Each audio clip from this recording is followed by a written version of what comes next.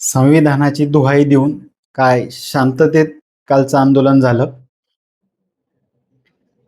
ठरल्याप्रमाणे आंदोलन हे शांततेत होईल, तिरंगा रॅली होईल, कोणीही नियमांचं उल्लंघन करणार नाही. पण काय ती शांतता, फक्त 2-3 गाड्या फोडल्यात पोलिसांच्या आणि 1-2 उलटून टाकल्यात. बाकी सगळं शांततेत होतं. 4-5 दगड इकडून तिकडे फेकल्या गेले विद्यार्थ्यांकडनं, बस. बाकी काही जास्त शांततेचा भंग झाला नाही. रॅली तिरंग्याची काढायची होती, पण तिरंगी झेंडा कमी आणि बाकीचे वेगवेगळ्या धर्माचे, पंथाचे आणि संघटनेचे झेंडे जास्त. आता याच्यामध्ये फक्त एकच होणार. आंदोलन झालंय, तोडफोड झाली, गाडीच्या काचा फोडल्यात,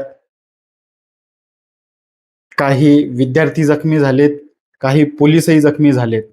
सध्या इतक्या इमोशनल रील अशा टाकल्या जात आहेत, वतन वालो, आझादी, विद्यार्थ्यांच्या ज्या काही त्यांच्यावरती मारहाण केली झाली, पोलिसांकडनं लाठीचार्ज झाला, त्याच्या फार इमोशनल रील्स काढल्या जातात.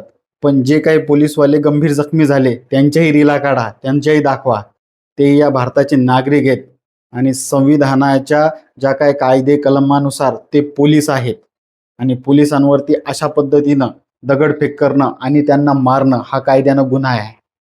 आता काही दिवसानंतर याची चौकशी सुरू होईल. व्हिडिओमध्ये जे पण विद्यार्थी हे दगडफेक करताना आढळले आणि ज्यांनी ज्यांनी गाडीच्या काचा फोडल्या, गाड्या उलटवल्या, त्यांना शोधण्यात येईल. त्यांच्यावरती नियमानुसार जे काय FIR आहे ते दाखल होतील आणि मग त्यांच्या मागे न्यायालयाच्या चक्रा लागतील आणि अशातच त्यांचं कॅरेक्टर सर्टिफिकेट हे इथंच लाल झालेलं आहे.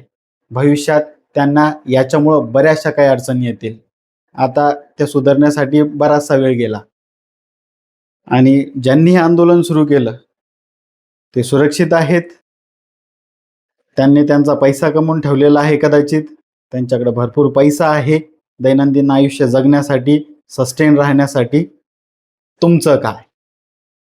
विरोध असावा, तो लोकशाहीमध्ये केला पाहिजे, पण जिथं गांधीजीचे T-शर्ट घालून आंदोलनात उभं राहून जिथं अहिंसेचा पाठ सांगितला जातो तिथं आंदोलन असं हिंसक का होतं?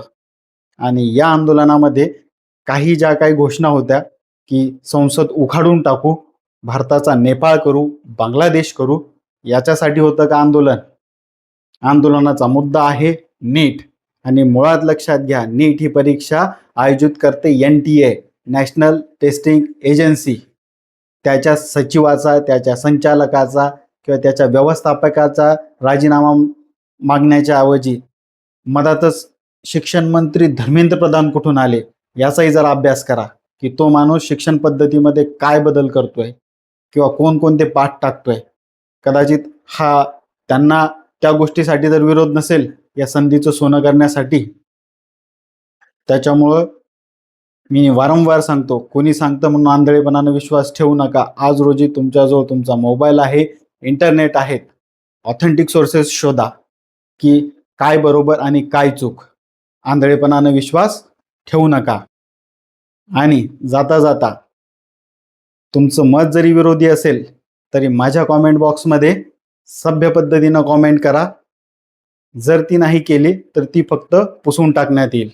तुम्ही सभ्य भाषेचा जर वापर केला तर त्याचा पूर्ण मान सन्मान ठेवून त्याला उत्तरही देण्यात येईल. अगदी खरंच.